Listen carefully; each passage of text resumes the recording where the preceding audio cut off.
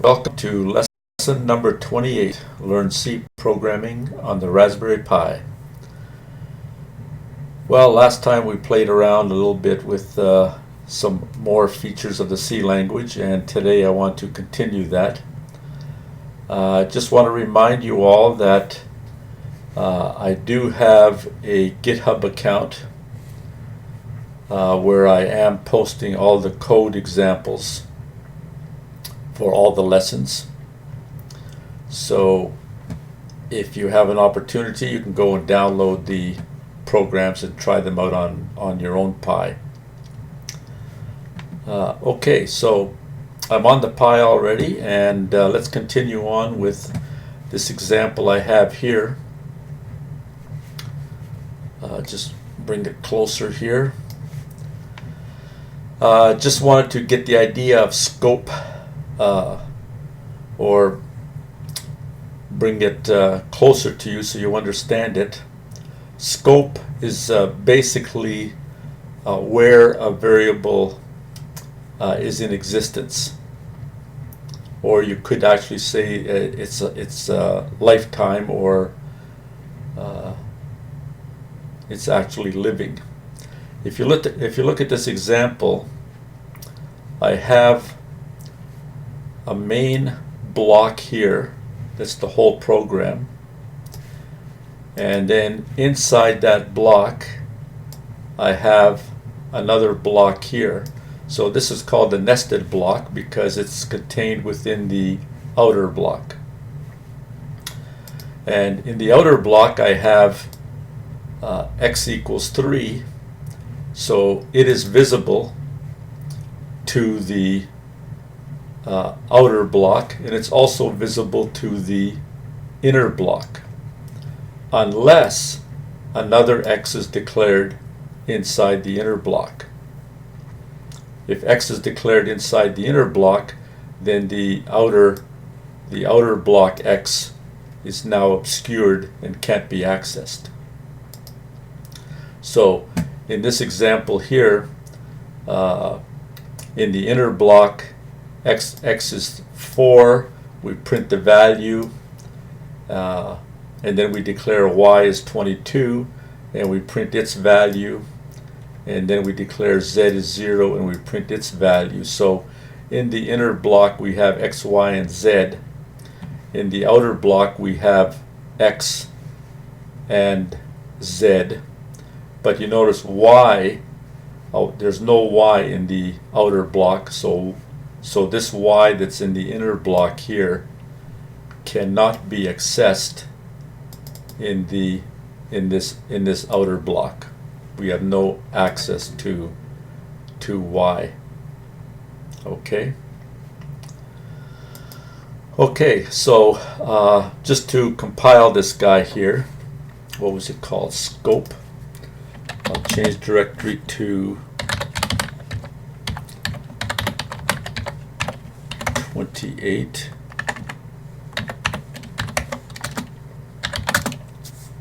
and I'll go C99.C-O scope, and if I want to run it, scope. Okay, so it does work as expected. The one thing I should mention though is that different versions of Linux have default different versions of the C compiler. So for example, the latest version, or the latest ANSI standard for C, I believe it's C19 or 2014, which is C14. To be honest, I'm not quite sure. I know that C11, 2011, is available, but it may be 2014 or C14 as well. So just a warning that some Linuxes will default to newer versions of the C compiler, and some other Linuxes will default to older versions of the C compiler. On the Raspberry Pi, at least the Raspberry Pi that I'm using now with Raspbian, I believe it defaults to C89 with some added C99 extensions. So it is confusing, but in any case, keep that in mind, that if you switch to another Linux, you may end up with a different C compiler.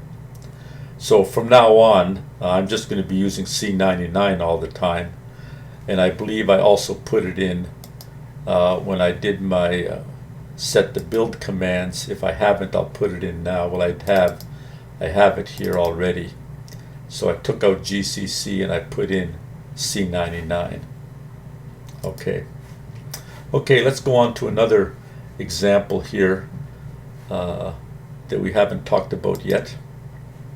I'll just say new, and I'll call, well, let's just start off with something.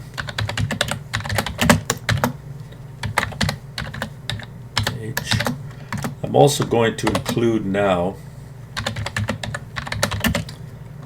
another header file, which allows us to use Boolean types. See, up to now we've used integers, characters, and floats, or doubles as we call them as well. But now I'm going to introduce a Boolean type.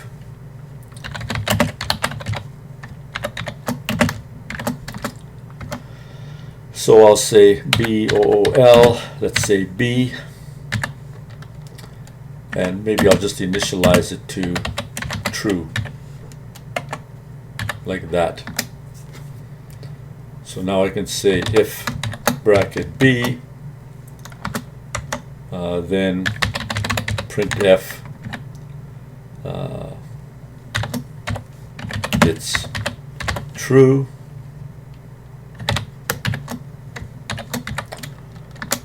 else printf it's false.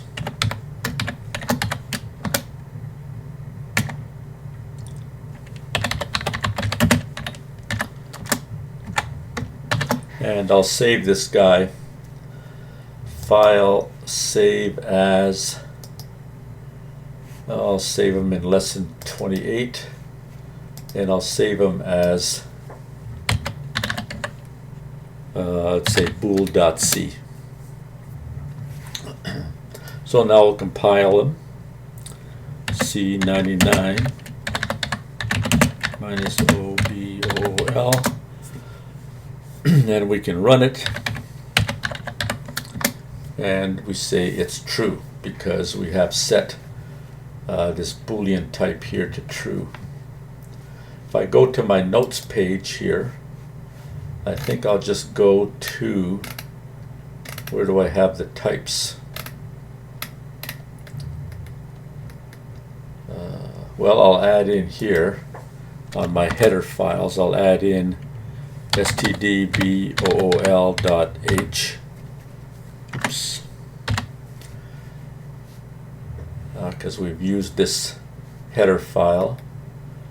And what about, and also for C language data, I'll just add in the bool type,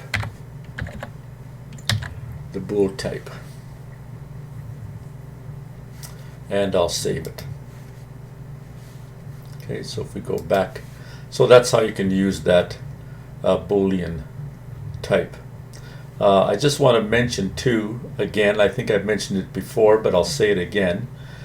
The if statement, you don't have to use braces if you only have one statement in either the true or the else or the false part.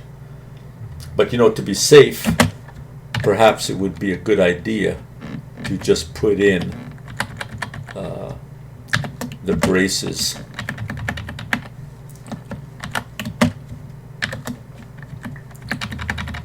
Like this.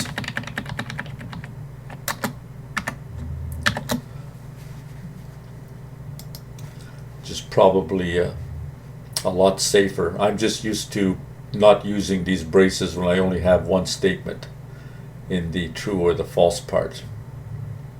Anyway, we can try that, compile it again, and we can run it again, and we get the same result.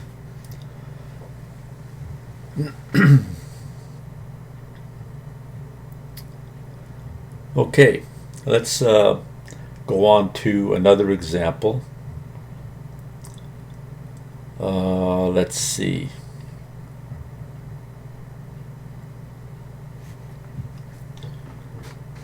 I have one here. Yeah, let's do an example on variable length arrays. So I'll start another program here, and number sign inclu include bracket stdio dot h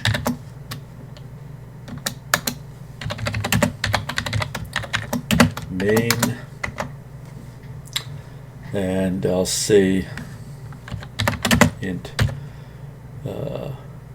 let's say j equals 10, void abc int abc bracket j, go like that, return 0, and now we say void abc int say x, and I'll say for bracket int I equals 0 semicolon, I is less than 10, I plus plus, and I'll say here int, let's say, oops, I want to change that here to x. Okay, let's say int j equals 2, and then I'll say I forgot to declare my array here, so I'll put that in first. ARR, let's say at x. Here's my array, variable length array, and now I'll say ARR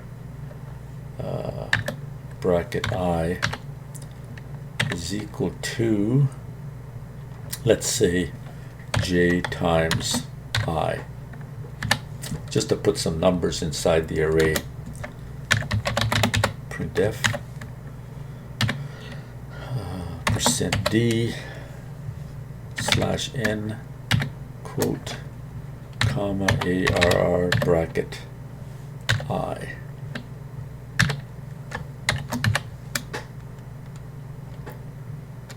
And we'll close off this for loop, and we will close off that function. So I'll just save this first, then we'll talk about it. So save as, and I'll save it in lesson 28. I'll just call this var-arr variable array dot c, like that. And let's just take a look at it now. Well, I have my main function here as always, and inside my main function, now this time notice that I'm declaring my array, or my ABC function, I'm declaring it inside of main. Say normally, up to now, I was always putting this guy up here, so it would be global. So this function ABC would be available to all other functions. But now I have it declared inside main, so I can just use it inside main. So these first two lines here are just declarations. And then I call ABC, so I activate the function ABC with J, which is 10. So when I activate it, the J here is copied to X. And ABC will then execute, and an integer array of 10 will be created. And then I have a for loop. And in the for loop, I'm initializing I to 0. So it's going from 0 to 9 because X is 10. So I is less than 10, which is 9. And then I increment I++. And then I also declare inside the for loop J equals 2. And so what's important to note here is that outside of this loop, I'll just put a comment. So I and J are not visible because they're both declared inside this for loop. So as I go through 0 to 9, I'm putting in 2 times 0 is 0, then 2 times 1 is 2, then 2 times 2 is 4, 2 times 3 is 6, 2 times 4 is 8, and that's what I end up filling up this array with. So let's just save it, see if we can compile it.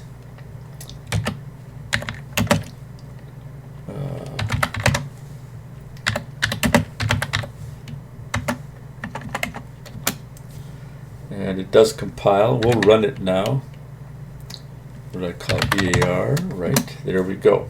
So 0, 2, 4. So there should be 10 values stored in there. 1, 2, 3, 4, 5, 6, 7, 8, 9, 10. Okay. So this example shows a couple of things here that we never did before. Number one is we declared a function inside of a function. And we also created a variable length array so that if we change the value here of J, we change the actual length of the array. Now I think this int J, we could have also declared it in here. I could have just said comma J equals 2. Let me just try that. So instead of that, I'll just declare the J right inside the for loop like this. And I'll try to compile it again and run it, and same result. Okay. So this is our for loop here. You notice it's still 3 parts to it. We have the initialization part up to the first semicolon. Then we have the conditional part to the second semicolon. And then we have the counter part, or the increment part. So there's still 3 parts. Okay. And also, if I tried to print I or J outside here, it should not work. Let's verify that. Let's say I is %d /n quote comma I. I'll just try to print I outside of the for loop. Save it, and we'll compile it again. And now we have an error message says I is undeclared. So outside of the for loop, we can't see I. So the life of I is really locked into this for loop. It is born inside the for loop and it dies when the for loop exits. So I is no longer available. So that will not work. Okay. Okay. What else did we have to do today? We had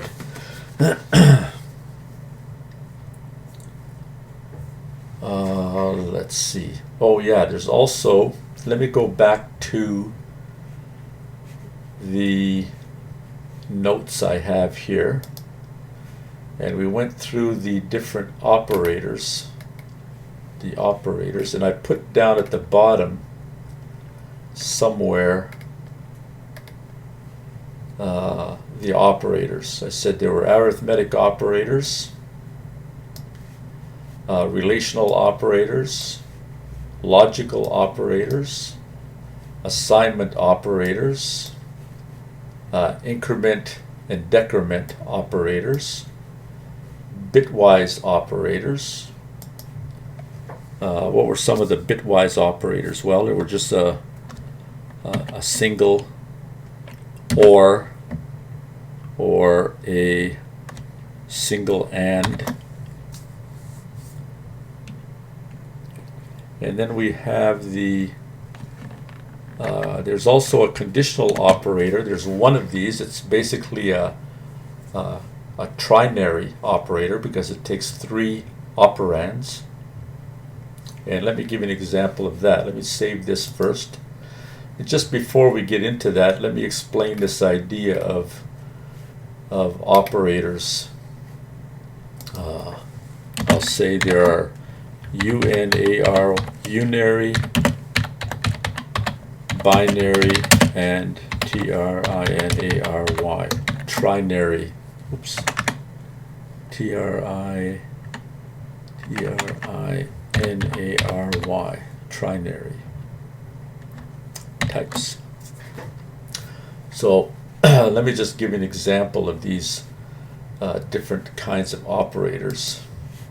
So I'll create a new program here, a new one, and I'll say number sign inclu include io.h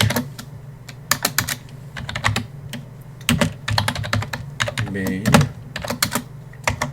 and I'll say int, for example, x equals 3, comma, y equals 4, comma, z equals 5. So I'll just have 3 integers, x, y, z. So, and then I'll make another one here, int a, or a, like that. So, first example is a unary operator. Let's say, for example, if I say a is equal to, let's say x plus plus, then, well, let's do it this way, plus plus x. So, in this example here, plus plus is a unary operator working on x because it takes 1 operand. So I'll just say here, say plus plus is unary working on 1 operand x. Okay, so a will then be incremented to, let's see, x was 3, so a will then become 4. Okay, so that's an example of a unary operator. There are other examples here. We could also say a is equal to minus a. So if you look at this, the minus sign is a unary operator working on a. So if a was, at this point, if a was a 4, then A becomes -4. So whenever you have an operator that has one operand working on one OPERAND on one operand A. So whenever you have an operator that is working on one operand, that's a unary operator. Let's take a look at some binary operators. Binary operators. So let's use, in this case, let's say A is equal to, let's say, X plus Y. So in this example, plus is a binary operator working on two operands, X and Y. So we have an operator that's working on two operands, X and Y. So there are a lot of binary operators. I'm sure you can come up with lots of different examples for that. Let me save this code before I get carried away here. Save as, I'll just call this, call it OP operators.c. Okay. Well, it just so happens that we happen to have one trinary operator in the C language. And this is what it looks like. We can say, for example, A is equal to, say, X is greater than Y, and I'm trying to think of the syntax now. I can't remember from the top of my head. Let me just quickly look it up. Google's your friend. I rarely use that particular operator, so I'll CONGUA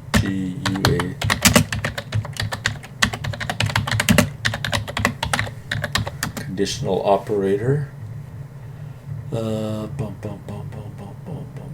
Where do they have it here? Here it is, conditional operator. Boom. So the syntax is right here. So question mark colon, question mark something colon. Okay, so let me just go back here. So I'll say question mark, and I'll say, what do they have it here? Just returns. Okay, so I'll just say I'll return either 44 colon 55, like that. So what this is doing, here we have the operator.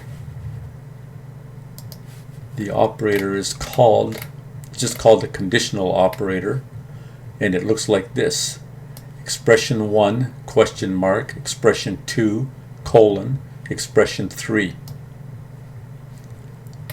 Well, they call it a ternary operator. I call it a trinary, but I guess we should use the proper ternary or trinary. Anyways, question mark colon is the name of it. So I'll just say // and I'll say question mark colon is a TRINAR trinary operator. Okay. Working on, in our example here, well, let's say I would have had values in here. So it's basically working on this guy, this guy, and this guy. There's 3 parts to this trinary operator. So if x is greater than y, it's going to return 44 into a. If x is not greater than y, it's going to return 55 into a. Working on 3 operands. Okay, so in this case, our operands, if you look at them, the operands are x greater than y, oops, and 44 and 55. Those are the 3 pieces that are being worked on here. Of course, let me go and print out the value of a. Printf, quote, a is %d / n, quote, comma a, return 0. We'll do that, and I guess I should change that to a lowercase a. And I also want to print out a up here, just so we can see what its value is. And I'll also print out a here, and I'll also print out a here,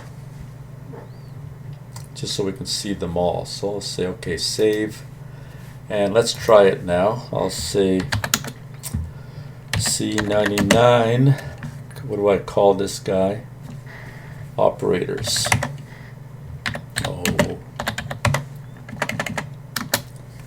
And it does compile, /operat operators, and there we have it. So you notice in this example, a is 4, okay, because it's incremented right here.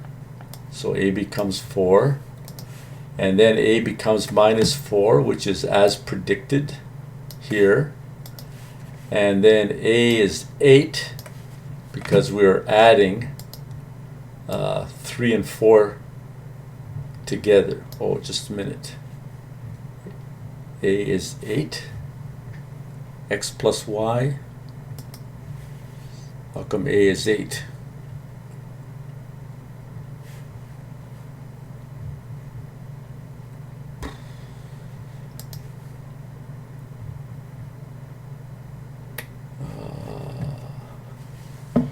X and y. Why do I get O? You see what happened up here when I said a is equal to plus x. X was changed to a 4. So x was changed to a 4, and that value was given to a. So a was printed out here as a 4, and then, or actually a was printed out as a 4, right? And then a was changed to -4, but all the time x was incremented by 1. Okay, so x was incremented by 1. So from this point on, x is really 4, and that's why we get here, when we add x plus y, we get 4 plus 4, so we get 8. And then here, is 4 greater than y? Is 4 greater than 4? No, it's not. So the answer is 55. So is x greater than y? No, because 4 is not greater than 4. So 55 is given to a. Okay. Okay. Well, that's quite a bit to take into today. So I will upload these examples here to my GitHub repository sometime today or tomorrow. And in the meantime, try using some examples yourself of unary operators or binary operators or trinary, or some they call them ternary. I don't know what the correct word is. You can look that up yourself if it's ternary or trinary. Probably ternary might sound better. Anyway, work on that for homework. I'll also upload my latest,